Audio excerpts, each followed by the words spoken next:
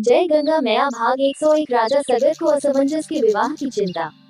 रानी केशनी अपने पति के विवाह से मन ही मन दुखी थी कि उसके पुत्र का विवाह अब कैसे होगा, तो गंगा मैया उसे समझाती है कि तुम्हारे पति के दूसरे विवाह से ही सूर्यवंशियों का कल्याण होगा और जल्द ही उनके पुत्र का विवाह अवश्य हो जाएगा। राजा सगर अपने पुत्र को कहते हैं कि राजकुमार असमंजस को समझाते हैं कि तुम्हारे बावले के इस भेष के कारण तुमसे कोई भी राजकुमारी विवाह करने को नहीं मान रही।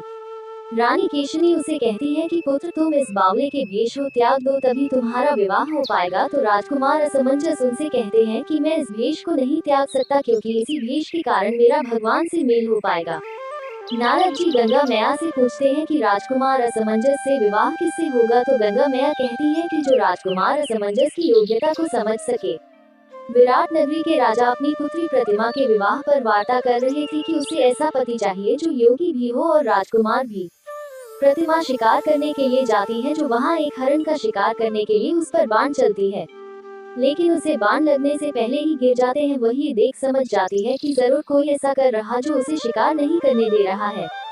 राजकुमारी उसका पता लगाने के लिए निकल पड़ती है, तो उसे राजकुमार असमंजस दिखाई देते हैं, जिसे देख वह उनके पीछे ऋषि वशिष्ठ के आश्रम में जाते हैं। राजकुमारी भी उनके पीछे जाती है। राजकुमार को ऋषि वशिष्ठ बताते हैं कि वो उसके बारे में जानते हैं कि वह एक श्रापित महान आत्मा है जिसका जन्म पृथ्वी पर हुआ है। ऋषि वशिष्ठ राजकुमार को विवाह करने के लिए भी कहते हैं, लेकिन राजकुमार वहां से निकल जाता है। राजकुमारी उनकी सारी बात सुन लेती है और राजकुमार असमंजस के पीछे पीछे चल पड़ती है और उन्हें रोककर कहती है कि वो उनके बारे में सब कुछ जान गई है।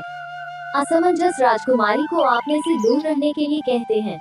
राजकुमारी अपने सैनिकों से खुद पर भालों से हमला करने के लिए कहती है और अपनी रक्षा के लिए राजकुमार को कहती है। राजकुमार उसे सैनिकों के भालों से बचा लेता है। Subscribe, like, share at my Joshi 111।